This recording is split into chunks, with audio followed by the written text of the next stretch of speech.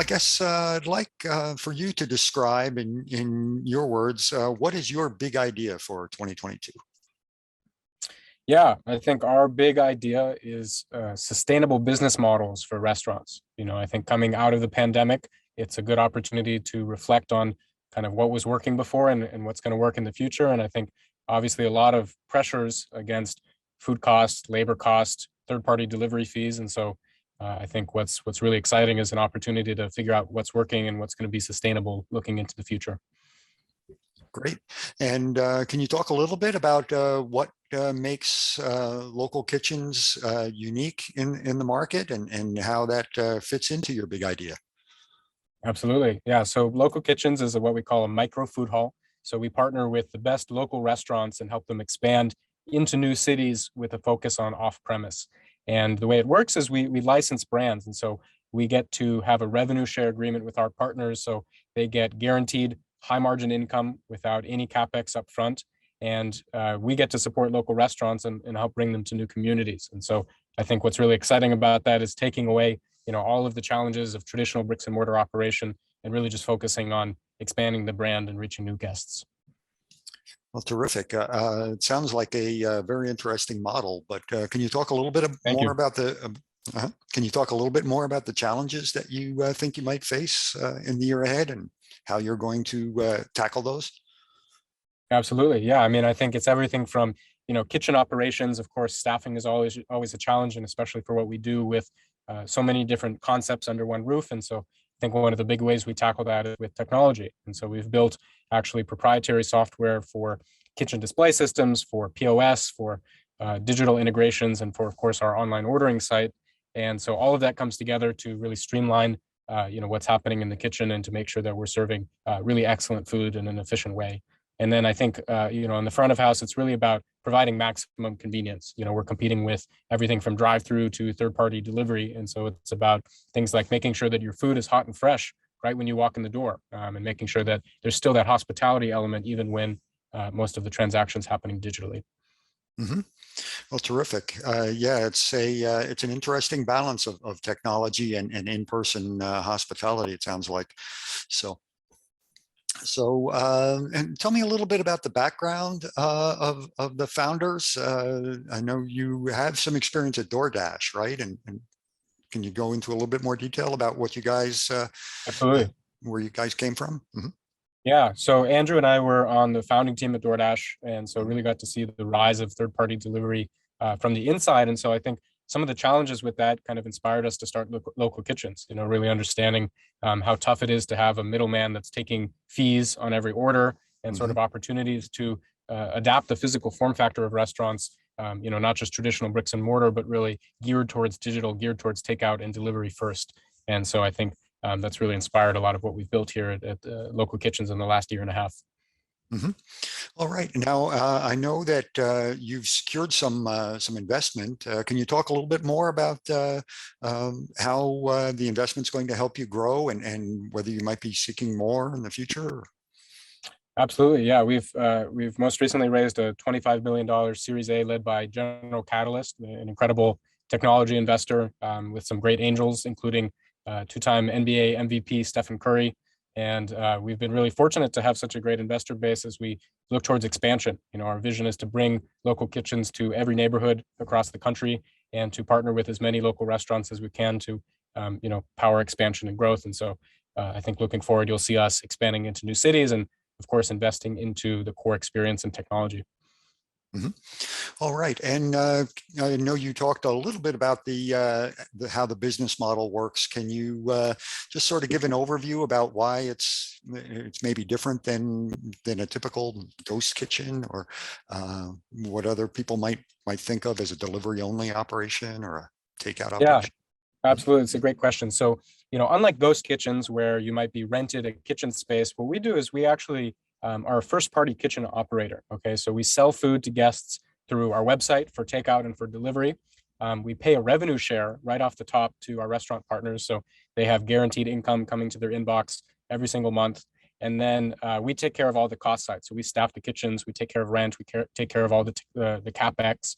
And part of the reason we can do that is because our kitchens are about 2 to 3 times more efficient on a sales per labor hour basis than typical industry benchmark. And so, we're able to pay above market wages and really treat our cooks right while still powering, really efficient expansion.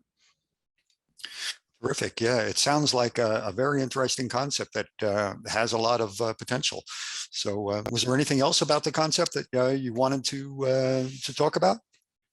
Anything else you No, wanted I to think mention? just I think just the fact that we only partner with the best high quality local restaurants, so we don't do virtual brands, we don't make our own concepts. We only partner with incredible chef driven concepts coming out of San Francisco and Oakland and other local communities. And it's our vision to help them expand into new cities. Well, terrific. It sounds like you've got a great plan to help these restaurant brands grow and expand. So thanks very much for the time. Thanks, Mark. Appreciate it. All right. I'm Andrew. And first of all, I guess we'd like to start off by asking, what is your big idea for the industry for 2022? Yeah, so on the restaurant side, I think it's really making it easier to expand.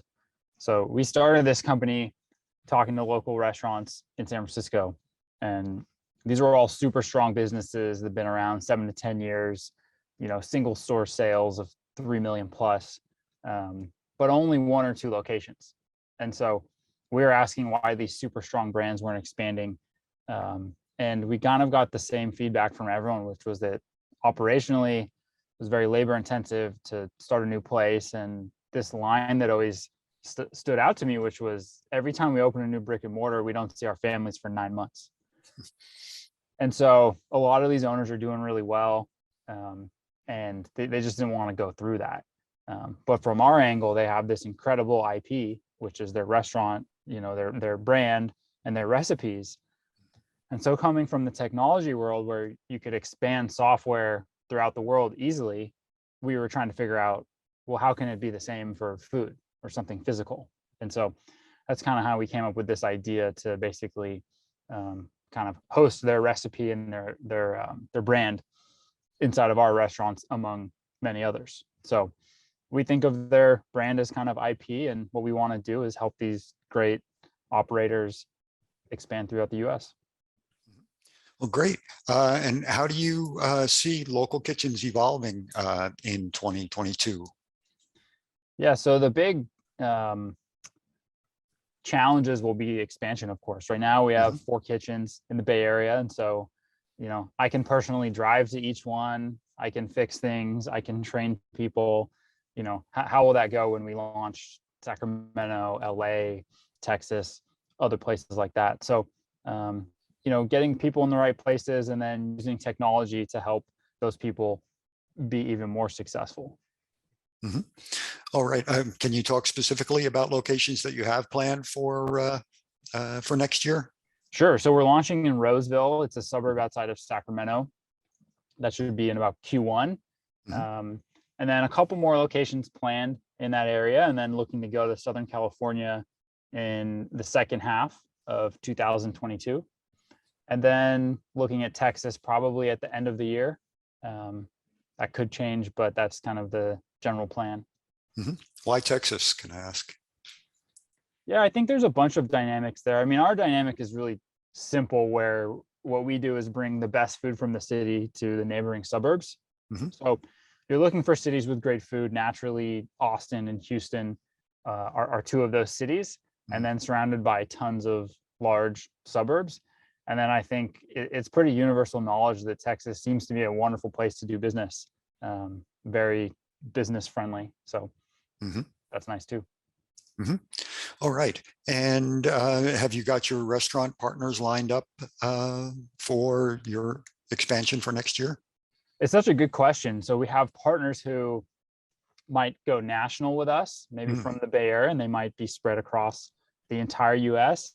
But generally, there's kind of a heavy local emphasis. So if you go to like an Austin, it's more likely that probably 80% of the partners we will have will come from Austin, and we'll put them in a restaurant in a suburb. And then maybe the remaining 20% could be some partners that we currently have that are capable of expanding and resonating nationally. Interesting. All right. And what are some of the other challenges that you think you might face as you try to expand? And do you have any plans for how you might overcome those? Yeah, I think launching is, anyone that's opened a restaurant knows like the long list of things you need to do Hmm. to actually make it happen and hit dates. And Hmm. so doing one a month is one thing, but getting to do like 3 to 4 is another thing. So we're looking at what are the hardest things, what are the things that are like repeatable that we can plan ahead for. Hmm. So I think there will be many things in launch that challenge us.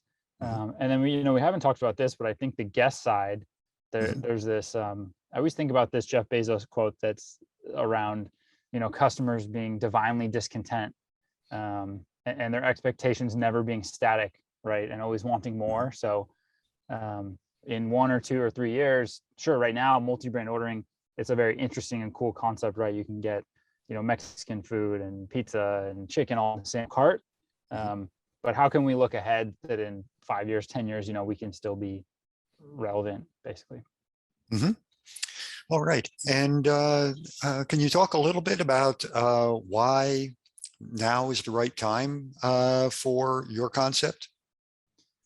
Yeah, I think there's two things. One is, people generally want kind of what they don't have. So we have this wonderful dynamic where people move from cities to suburbs, right? Maybe around their early 30s, people want more space, they want to have a family, less traffic, probably better weather, all those things. But when you leave a city, you miss the great food that's in that city. A lot of the best food is in these big metro cities, right? Chicago, New York, San Francisco, LA. And so that can be part of the difficult transition to the suburbs. And so for us, we have this wonderful ability to show up in any city in America and bring any food. So maybe the suburb of Austin wants Burmese food, and we can bring the best Burmese place from San Francisco and launch them in Texas. So giving people something that they didn't have access to previously. I think of it as basically give anyone, anywhere, anything. Kind of like Amazon, where they can do that because their warehouse is, 10 miles from my house and from your house. That's kind of how I think about this on the guest side. And then it is coupled with that is the thing I kind of mentioned before, that, guests and customers are kind of divinely discontent. And so they want kind of the next best thing. We think that back in the day, Grubhub was the hottest thing with, digital menus. Before that, we remember paper menus that were rubber band to our door handle. Then you could go online. After that, DoorDash came along and put everybody online. And then I think next up is hopefully us. Hmm. Can you just elaborate a little bit more on what is unique about your concept? Why is Local Kitchens different, and what is it about it that you think is going to make it successful? Yeah, a couple of things. So it's a micro, it's a digital food hall basically. So Hmm. you come in or you order online, and there's 10 to 12 different restaurants inside of our single restaurant. So I didn't have this experience as a kid, but I'm hearing that there are parents who will go to multiple different restaurants to satisfy their kids' desires. For me, it was more like, this is what's being served. You can eat or you can starve. Your call. But in this day and age where we have like hyper selection, a family or a group of friends who do want pretty dramatically different things can get them all at one place for delivery or pickup. And so that in itself, I think, is very compelling, but then to have it be exactly the same. So if you go to Senor Sisig at their store in the Mission in San Francisco, it's the same in Lafayette and it's the same in Palo Alto. So I think that is truly pretty interesting.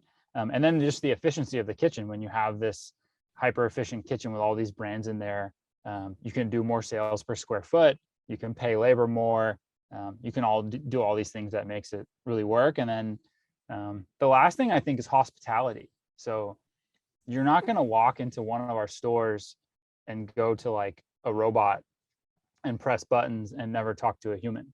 We staff every store with a greeter who welcomes you in, says hello, takes you over to the kiosk, shows you all the items, asks if you need any recommendations. And they're always in the store to kind of see what you need, tell you where the bathroom is, give you water.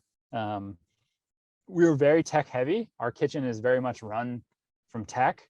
But I think the emphasis on humans and people is the core of what we do. And so we don't look at tech as like, how do you replace humans? We look at it as how do you help them and let them double down on the things that they're great at, which is, interacting with each other. And I think certainly in America, it's like highly, highly valued, right? We want to have someone know our name and say hi to us and all these things. And so we really start from a guest first perspective. What do they want? Not like a business first, like how do we make more money or anything. Actually, we're a profit business and we need to make money and be profitable.